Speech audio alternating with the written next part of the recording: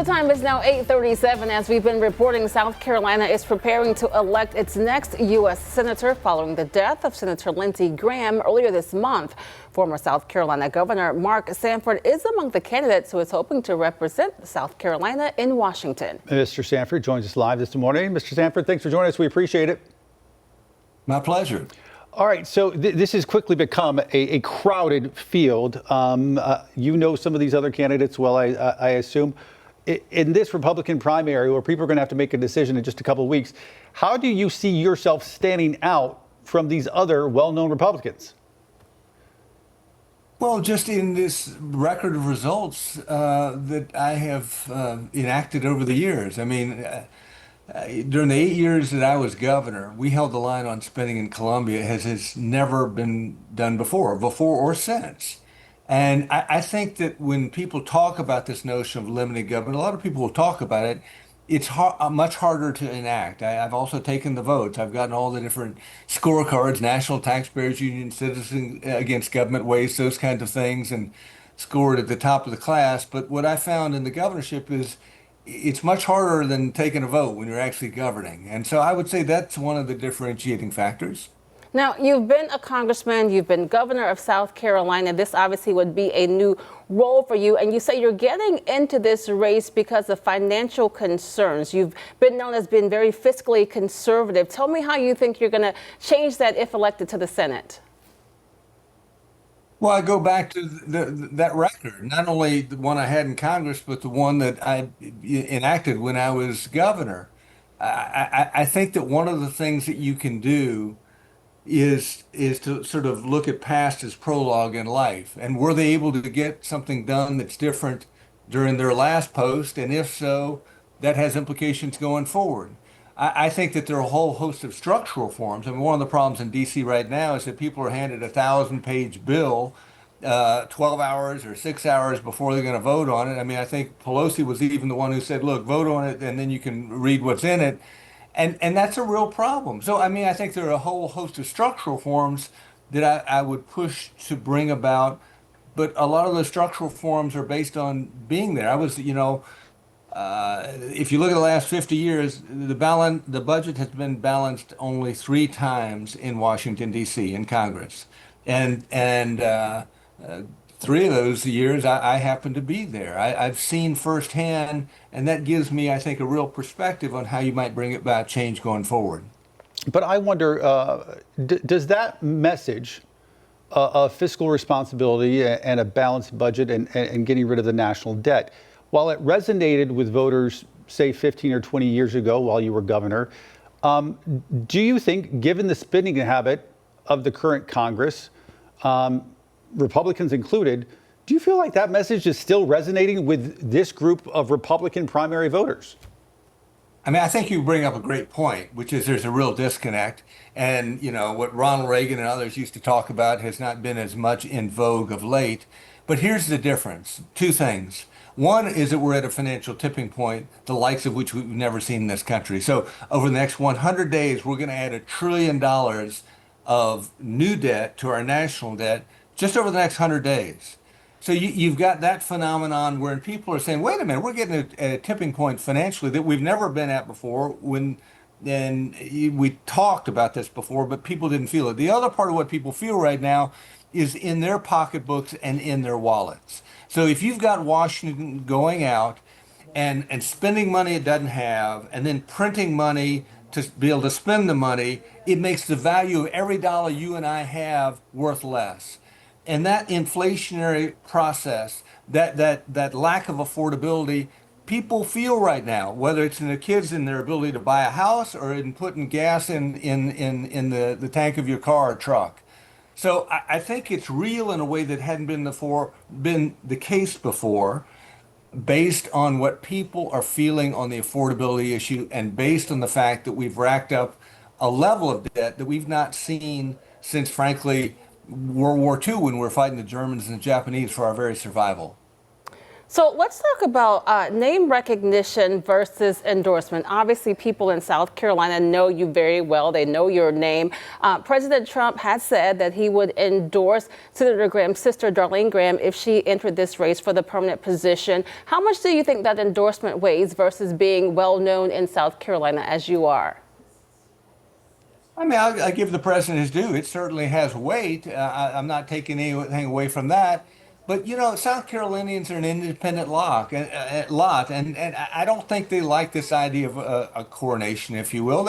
They want to sort of kick the tires, visit with us as candidates, see where we stand on issues. I mean, that's one of the, I think, strengths that we bring to this. People know where I stand on a whole host of issues. They've seen me vote both in Congress and in taking action as governor. So, I mean, I'll leave that to the voters to decide. It has bearing, obviously, and we'll see how we do. Let me ask you this. You announced you're going to run for Congress this spring. A month later, you dropped out and said that you were going to start a nonprofit dedicated to fiscal responsibility and the national debt. And now you're running again. What would you say to voters out there who are slightly skeptical? I think, you know, life brings a lot of different surprises. If you'd asked me about this a little more than a week ago, I would have said, "What are you talking about?" But I got a call at 3:15 in the morning from a former staffer who said, you know, Lindsey died. And I'm like, that's not a funny joke. That's stop. He's like, "No, Governor, we wouldn't be calling, waking you up at 3:15 in the morning if this was a joke. This really happened." And then I got another call, then I went on my phone, saw it was real. And the succession of calls that came went from sort of, did you know, did you know, did you know, to, I'm so sorry, I knew you all knew each other for a long time, to, you have to do this and here's why. And so I got out of the congressional race because what I could see was I have yelled into the wind for 12 years of my life on the need to turn around the spending train in Washington, D.C. and its implications for every one of our lives. But you know, and so I said, you know, I'm at this stage of life. I don't need another merit badge. I'm out. I don't want to waste more time because I don't have that much time in the grand scheme of things. And so I was in the process, and we still are, of setting up that 501c3. But what happened in the meantime was this Senate thing came along, and Friend's point was, Mark, you want to make a real difference on debt and deficit. You can make a lot more of a difference in the U.S. Senate than you can with a nonprofit that you're starting. And I think that they're right, and that's why I've gotten into this, because not only do I have 4 sons, but I now have a grandchild, and I'm very worried about the future of this country based on the financial trajectory that we're on. Okay, so let's talk about time, because the first time you were in Congress, you said that you would only run 3 times. If you are elected to fill this seat, will you limit yourself on how many times you'll seek re-election? Do you think a term limit should apply? Absolutely. I mean, I'm one of the few in the class of 1994 that saw themselves as dispensable. A lot of people made the pledge, but then they stayed afterwards, said, well, no, I got to stay, I got to stay. I left. I went back home. I went back to work, and then got approached a couple years later about running for governor, ended up doing that. Definitely thought governorship was over. You know, he thought politics was over when I left the governorship, but a couple years after that, got approached about running. You know, I think that, again, I'm not in any way likening myself to a founding fathers, but they wove in and out of life, as politics would call them, and they'd go back to the farm, which is where I am right now. And so what I'd say is this. Yes, I absolutely believe in term limits. I would live by them. The U.S. term limits has a pledge of 3 terms in the House and 2 terms in the Senate. And I believe that ought to apply to me, as frankly, it ought to apply to everybody else. That's something I need to talk to U.S. term limits about, but it's something I would absolutely live by. Why not somebody new? I mean, you're talking about going back to 1994. I mean, and you've been around for a long time. But I mean, Ralph Norman's been around for a long time. I mean, some of the people in the race have been around a long. Why not somebody new? Well, that's again for the voter. That's for you and the voters to decide. But what I do know is when you're at critical moments in life, experience matters. I think we're at a critical moment in the life of our country, and the life of affordability in this country, and the life of the financial statements of, again, young and old alike. I think we're in a real tipping point. And so to bring to bear and not to learn on the job, if you will, some of these things that are fairly complex in the way that Washington finances work and how to change them, I think is an added value, but that's for the voters to decide. So for all those folks in South Carolina who are going to be voting in this Republican primary, perhaps they know Mark Sanford, but they weren't a supporter before. For this to not go to a runoff, you have to have a lot of support. What is your message to those people who are on the fence deciding, I don't know, should I vote for Mark? I'm not so sure. What's your message to them? Well, I definitely think there will be a runoff. There's no way you're going to avoid a runoff with this many candidates. So I think that's sort of baking the cake. Whether or not I'm in it, again, is for the voters to decide. I go back to what I bring. I think that there's just, the Bible says that with gray hair comes wisdom. Not always, but there is certainly a correlation. You learn some things through the school of hard knocks along the way. And I think that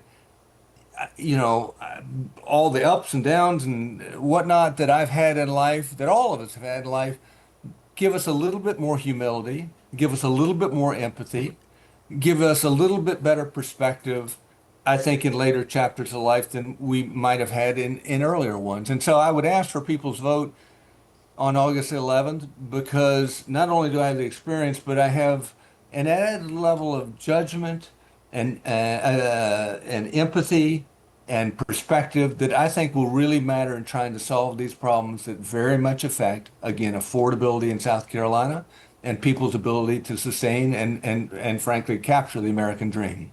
All right, Mark Sanford, former governor, former member of Congress, current candidate for U.S. Senate. Mr. Sanford, thank you. We appreciate your time. Thank you. Yes, sir. Thank you. We're back after this.